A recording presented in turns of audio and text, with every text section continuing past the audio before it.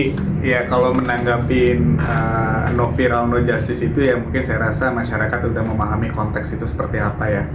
Dan kalau saya dimintain pendapat mengenai proses penanganan hukum atau proses penanganan kasus Vina Cirebon dengan yang kemarin-kemarin udah saya sempat sampaikan juga ke teman-teman media, tanggapan saya memang satu, saya mungkin hanya lebih menyoroti kepada proses penegakan hukum yang dilakukan oleh pihak kepolisian, dalam hal ini Polres Cirebon ketika terjadi musibah tersebut, di mana pihak kepolisian di situ menurut penilaian saya kurang adanya transparansi dalam proses penanganan perkaranya,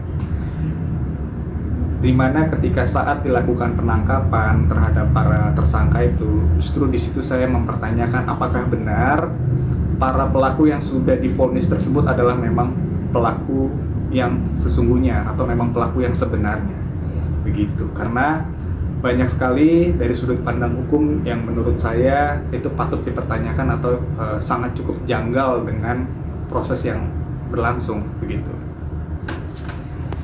Saya kalau ditanyakan pendapat saya apakah yang kemarin telah berhasil diamankan oleh pihak penyidik itu merupakan tersangka atau tidak, itu merupakan pertanyaan besar juga, karena seperti yang sudah saya jelaskan juga di beberapa media bahwa ketika proses penyelidikan dan penyelidikan dilakukan oleh pihak kepolisian itu wajib harus ada dasarnya untuk menetapkan seseorang sebagai tersangka, di mana penyidik itu harus mendapatkan yang namanya petunjuk terlebih dahulu, di mana petunjuk ini harus dikembangkan juga dan didukung oleh bukti-bukti, kemudian saksi yang dapat menerangkan para tersangka itu merupakan memang tersangka yang sebenarnya dalam kasus Vina Cirebon ini, begitu. Jadi kalau ditanya selama 8 tahun pendapat saya kenapa baru sekarang terungkap, nah ini dia di mana letak transparansi dan profesionalitas dari penyidik itu kita pertanyakan di sini. Begitu, Mas. Ya, kalau ditanyakan kepada saya mengenai penetapan seseorang sebagai tersangka itu kan tadi saya sudah juga singgung di awal bahwa memang penyidik harus memiliki petunjuk yang kuat, di mana petunjuk yang kuat itu juga harus dapat dibuktikan dengan 2 alat bukti sesuai dengan hukum acara pidana. Kemudian harus adanya yang namanya saksi yang melihat, menyaksikan ataupun yang ada di lokasi, kemudian hal-hal penunjang lainnya yang bisa dipergunakan untuk menetapkan sebagai seseorang itu merupakan tersangka atau tidak. Dimana dalam hal ini, pada kasus ini, ini yang saya tidak tahu karena mungkin saya nggak mengikuti sekali perkara ini, namun terjadi persepsi dari kuasa hukum para tersangka yang menyebutkan bahwa para pelaku itu bukan pelaku yang sebenarnya, yang sesuai dengan hasil rilis dari pihak kepolisian Cirebon, dalam hal ini Polres Cirebon saat itu. Nah, terkait dengan saudara Peggy yang saat ini sudah ditetapkan sebagai tersangka, namun ketika nanti dalam proses pembuktian pada pengadilan yang bersangkutan dinyatakan tidak bersalah, maka dalam hal ini Peggy harus menuntut kepada pemerintah, dalam hal ini mungkin pihak kepolisian, agar dapat mengembalikan nama baik yang bersangkutan terlebih dahulu. Itu yang paling utama, karena dalam hal ini pihak kepolisian telah melakukan yang namanya proses yang salah. Jadi Peggy itu bisa mendapatkan atau wajib hukumnya untuk dipulihkan nama baiknya. Begitu, Mas. Terkait dengan ganti rugi secara material itu mungkin dimungkinkan untuk diajukan kepada negara, dalam hal ini Kepolisian Republik Indonesia, selama yang bersangkutan memang nantinya akan dibuktikan tidak bersalah. Nah, kalau terkait dengan nominalnya itu nanti mungkin itu terserah dari pihak korban sendiri. Apakah nanti akan menuntut dalam bentuk ganti rugi secara material, atau mungkin dia hanya menuntut hanya nama baiknya dipulihkan. Namun kalau kerugian secara material itu kan memang harus ada penghitungannya yang benar.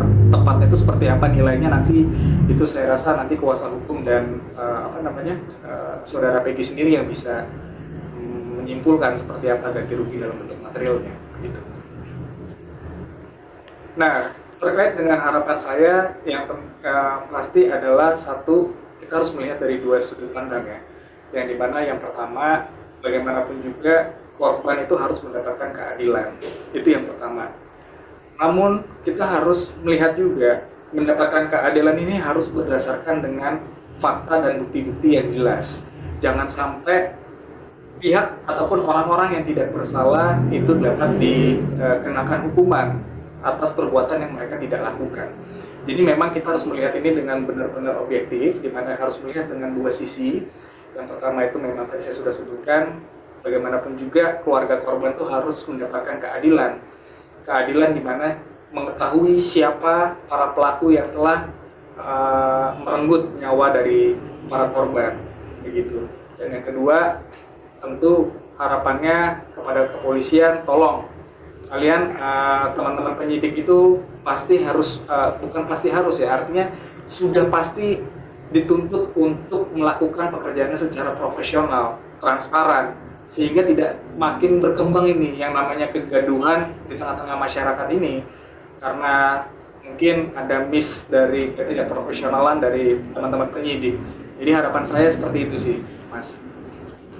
Ya, terkait dengan adanya film Vina Cirebon ini yang kemudian dilaporkan oleh rekan-rekan dari advokat ya, yang melaporkan film ini ke Mabes Polri. Kalau saya mungkin lebih menyikapinya karena yang pertama, dengan adanya atau dengan viralnya film ini, tentu kan pasti akan mendapatkan keuntungan yang cukup besar bagi para produksi dari film ini.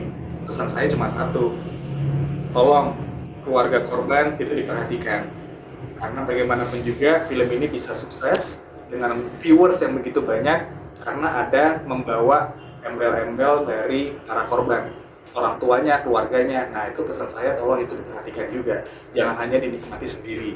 Kemudian terkait dengan laporan kepada film ini dilaporkan di Mabes Polri, tujuannya kan sebenarnya ada sisi pertanyaan bagi saya, kenapa kok malah melaporkan film ini? Kalau memang tujuannya hanya untuk dikarenakan menyebabkan kegaduhan, ya tentu saya agak sedikit bingung karena dari sisi mananya ini menimbulkan kegaduhan, karena kan ini kan diangkat berdasarkan klaimnya kisah nyata, yang sehingga masyarakat sendiri yang akhirnya mengangkat dan meramaikan film ini. Nah, pertanyaan saya justru apa nih maksud dengan dilaporkannya film Vina ini ke Mabes Polri, karena saya belum tahu nih gambaran dan maksud tujuannya untuk apa, begitu. Apakah para produser ya film dari Vina Cirebon ini akan bisa ditetapkan sebagai tersangka? Justru itu menjadi pertanyaan. Dalil dari laporan ini apa? Apakah hanya dikarenakan menyebabkan timbulnya kegaduhan, atau apa motif dari dilaporkannya film ini ke Mabes Polri? Ya, itu mungkin dari teman-teman kuasa hukum dari yang melaporkan yang bisa menjawab itu ya. Saya mohon maaf dulu sebelumnya, begitu.